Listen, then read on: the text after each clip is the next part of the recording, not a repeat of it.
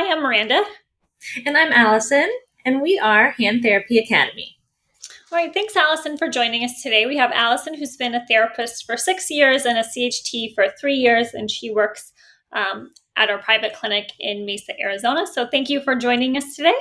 Yeah, you're welcome. Excited to be here. Yeah, and so for this, we just have our staff team or team members come up with common things that they may encounter or things that they want to discuss and put out there. And so go for it, Allison. Okay, well, something I kind of wanted to talk about because even after being a therapist for 6 years, this is something I still struggle with, is discharging patients that don't want to be discharged. Whether it be they've reached a plateau with therapy or maybe they need to look into their options. Any kind of scenario, it's hard for me to tell someone they're done.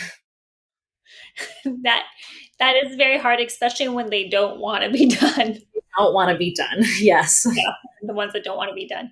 So I think this is something that it's hard for me as well. And I think there's a few things that I've done over my career that helps with it. And I think one thing is establishing early on that there is an end to the relationship, right? So sometimes I think and I think this is done in mental health practices, when you go see a psychologist or a psychiatrist or anything like that, you establish that there's going to be an end date. So, and that end date doesn't mean, we're giving up on them or we hope that, but I think establishing that early on, like, hey, this is typically about how long for this type of condition it'll last.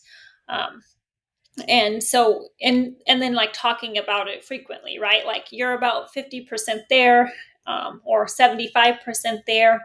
And the closer they get, the more you're bringing it up and the more you're talking about it. Do you have anything like specific that happened or? A couple things. I tried to discharge a patient. We had been seeing her for almost a year, and it's been a year since her injury. And over the last couple of progress notes, she has kind of reached that plateau with progress. She wasn't making any gains in range of motion, strength, function per the quick dash. And so I tried to talk to her about just that she wasn't making any more progress with therapy, maybe go back to her doctor to talk about other options. And she was very upset with that. But I think that's a good point. It's not something I don't usually talk about discharge at the first visit. I think that's a great idea and would be really helpful just to give someone, so they know what's going to be happening throughout the whole process.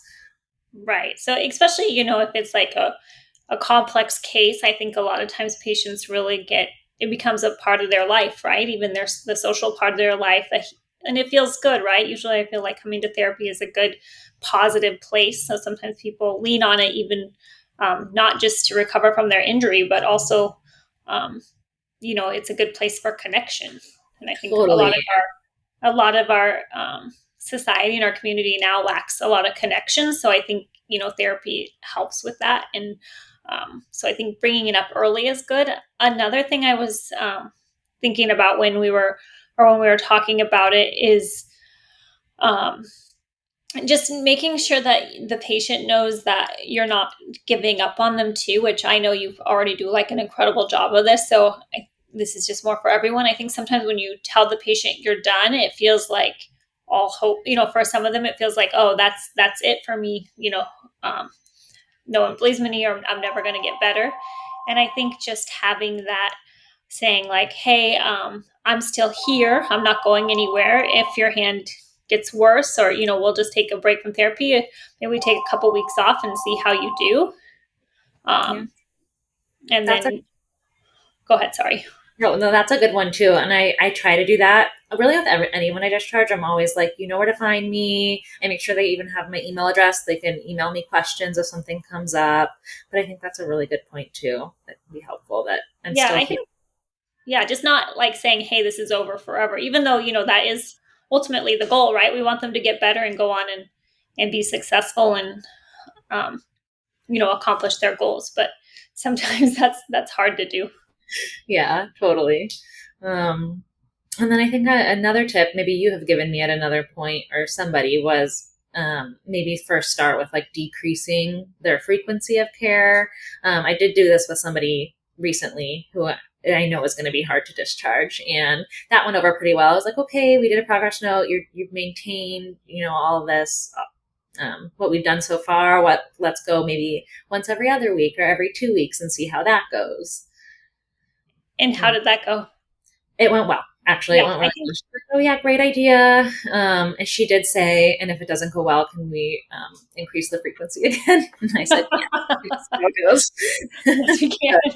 Yes, we can. I also think it's helpful if you have the referring provider on board too, like if it can come from the team. So sometimes, in the past, I've like texted, I know the patient's seeing the doctor, and I'm like, hey, this is where we're at with therapy.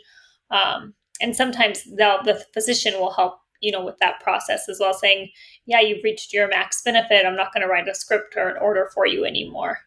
Oh yeah, that's a great idea. I never thought of. Yeah, just so Yeah. it seems like everybody's on the same page.